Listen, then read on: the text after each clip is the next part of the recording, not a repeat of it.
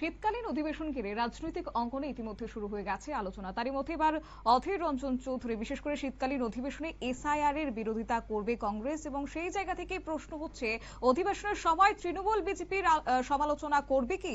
সন্দেহ প্রকাশ করে তৃণমূলের সমালোচনায় মুখর হয়েছে আজ অধীর চৌধুরী। কি বললেন তিনি, শুনুন।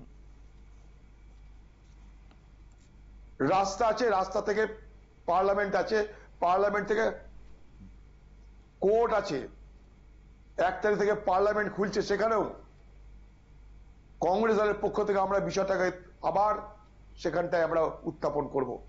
1 ডিসেম্বর থেকে পার্লামেন্ট শুরু হচ্ছে, শীতকালীন অধিবেশন, সেখানে আমরা বিষয়টাকে তোলার ব্যবস্থা করছি। তাই বাংলার কোন মানুষ আপনারা বিভ্রান্ত হবেন না, অকারণে আতঙ্কিত হবেন না। আতঙ্কের রাজনীতি তৈরি করে এই বাংলায় ভোট কারবারিরা তারা ভোট লুটার চেষ্টা করছে, ভোট কামানোর চেষ্টা করছে। আমি খুব পরিষ্কারভাবে আপনাদের বলছি, কোনো উদ্দেশ্য নিয়ে নয়, বাংলার কোনো বৈধ ভোটারের ভোট দেওয়ার অধিকার আমরা কেড়ে নিতে দেব না। অধীর চৌধুরীর বক্তব্য আপনারা শুনলেন। এসআইআর এর বিরুদ্ধে সরব হতে চলেছে কংগ্রেস। মাঠে নামে নাগরিক অধিকার এবং ভোটার তালিকায় নিবিড় সংশোধন নিয়ে কেন্দ্রের এই পদক্ষেপে তীব্র বিরোধিতা করবে কংগ্রেস দল। অন্যদিকে তৃণমূলের ভূমিকা নিয়েও তিনি যথেষ্ট সংশয় প্রকাশ করেছেন। তবে কংগ্রেস নেতা অধীর চৌধুরীর এই বক্তব্যের পর রাজনৈতিক মহলে কিন্তু পুনরায় জল্পনা শুরু হয়ে গেছে।